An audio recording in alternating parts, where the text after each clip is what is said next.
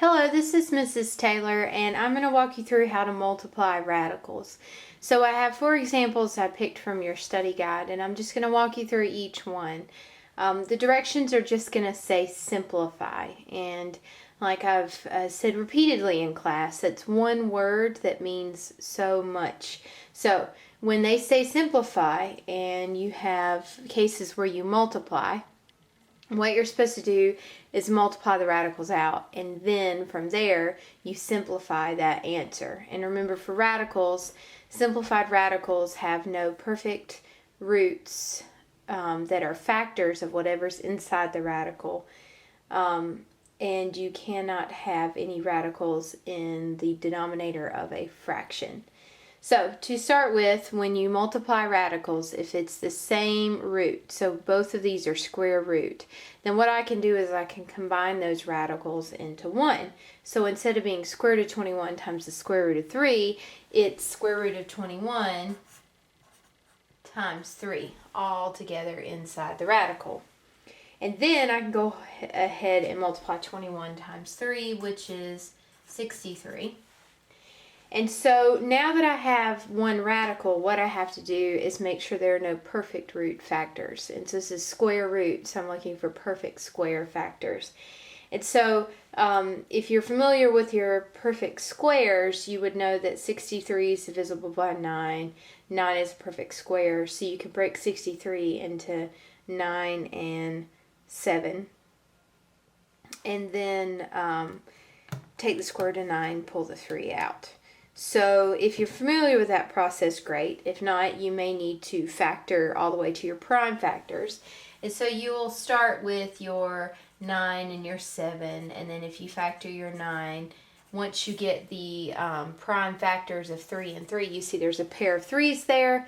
So when there's a pair, that means that we can pull out a 3 out of the radical to represent that pair of 3's. And so the result will be the same whatever method you use. You'd have the pair of 3's, which multiply to be 9. The square root of 9 is 3. So what we've been saying in class is that you just pull a 3 out to represent that pair. And then you have this 7 left over, and so it stays in the square root because it doesn't have any factors that are pairs. And so your final answer would be 3 square root of 7, because inside our radical we don't have any perfect square factors. And so one thing that you're going to want to do with these is check your answers. And so I want to show you really quick how to do that using your calculator. What you do is you put your original problem in the calculator first. So square root of 21 times the square root of 3. And I'm using a TI-83 older calculator, which is why I have to have those parentheses there. And that gives us that really long decimal.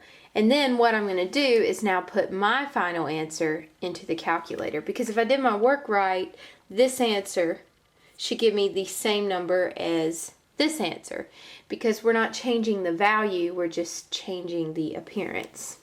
So 3 square root of 7, 3 second square root of 7. Again, using an older one, so I have to have those parentheses. And I get the same exact number. So that's how I know I did my work correctly, because my initial problem is equal to my final answer. All right, so moving on, down here at the bottom, I have some variables now.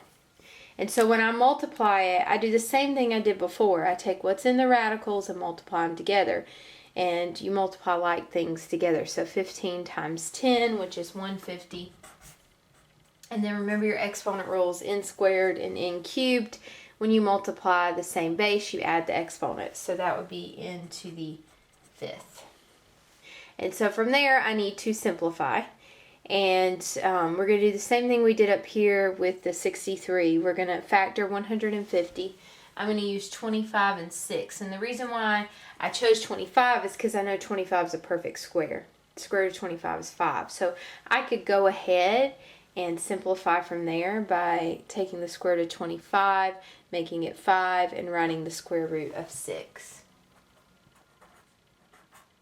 Now, if you're not comfortable with that method, you would have continued to factor the 25 and found those pair of 5's, pulled the 5 out to represent that, had the 6 left inside. Again, if you just kept factoring, you'd have 3 and 2 for the 6. There's no pairs of 3s, no pairs of 2s, so you would have put the 3 and the 2 back in the radical. You would have gotten 3 times 2, which is 6. So the result's the same, no matter how you work it. The next thing you do is, if it's square root, it's understood that that's a root of 2. And so you take your exponent, divide it by the root. 2 will go into 5 twice. So that means that I have an n squared on the outside after taking the square root of n to the 5th, but it has a remainder of 1. 2 goes into 5 twice with a remainder of 1. So that remainder has to go inside the radical. And so this would be my final answer. The 6 doesn't have any perfect square factors. The n has an exponent of 1. 2 will not go into 1 with the whole number result. So that is simplified. And again, just really quickly showing you how to check your work. We can't do anything with the variables. We just have to trust our knowledge of the exponent rules. But I can check to see that my numbers are correct. So I can do the square root of 15 times the square root of 10.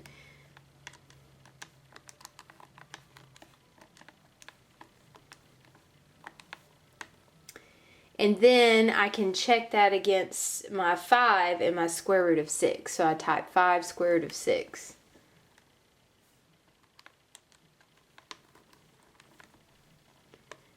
And I get the same number. So that's how I know I simplified correctly. All right, so let's move on to the cases where we have these plus or minus signs. We start moving into binomials. 3 square root of 2 is just a number, so I treat it like any number I have outside parentheses and distribute it. The key with this is to remember that you multiply like items. So what I mean by that is this 3 is outside of a radical, and this 4 is outside of a radical. So when I multiply, I just multiply the 3 and the 4. And then the square root of 2 just travels with that product. So 3 times 4 is 12. And I just carry the square root of 2. And then when I multiply here, I have 3 square root of 2 times the square root of 10. 3's outside. There's nothing outside in front of the square root of 10. So I can't do anything with 3, but just carry it to my product. And then square root of 2 times square root of 10, those are alike. So it's just like over here where I multiply the 2 times the 10 to get square root of 20. Now, I cannot stop there because I have to make sure that each of my radicals is simplified. So 2, the factors are 2 and 1. Neither of those are perfect squares, so I'm good there. However, over here I have 3 square root of 20. 20 can be factored using 4 and 5. 4 is a perfect square, so I know I'm going to have to simplify. If I continue to factor, I get 2 and 2. You don't have to keep factoring. You can go ahead and take the square root of 4. Either way is fine. But what I end up with is this 3 stays outside. It's there. It's not going anywhere. I pull a 2 out to represent that perfect square of 4. And then I'm left with this 5 inside. And then 3 times 2 is 6. So go ahead and multiply that out. Now, one little note. If when I simplified, I had gotten a square root of 2 here and a square root of 2 here, those would have been like radicals and I could have combined them. And so in a simplified answer, I would have needed to do that. However, that's not the case here, so I'm good. All right, last problem.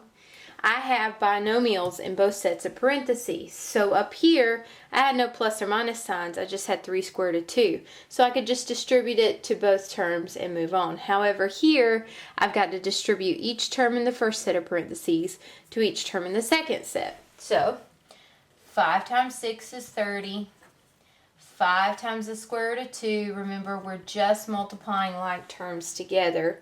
So 5 and square root of 2. Excuse me, not like terms, like items. 5 doesn't have a radical. Square root of 2 does. So I just write them side by side. I can't multiply that out without getting a big decimal. Alright, so square root of 2 times 6 would just be 6 square root of 2. And then square root of 2 times square root of 2. Multiply the 2's because these are both radicals, so that would be square root of 4. And then in this case, I do have some like radicals. I have square root of 2's here, so I can combine those. And remember, you just combine like items. 5's outside, 6 is outside, so I add those together.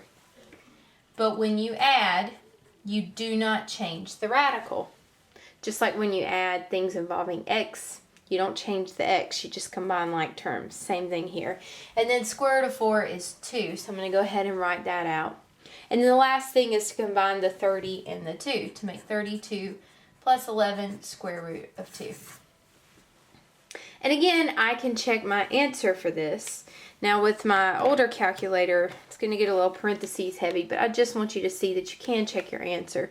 So what I'm going to do is I'm going to put this my first problem into the calculator, just like it's written. So parentheses 5 plus the square root of 2, okay? And then parentheses 6 plus the square root of 2. And I get that number. And then if I put what I came up with in my calculator, so 32 plus 11 square root of 2. I should get the same number, and I do. So I know I multiplied it out correctly, and I know I simplified correctly. So that's how you multiply radicals. I hope you learned something.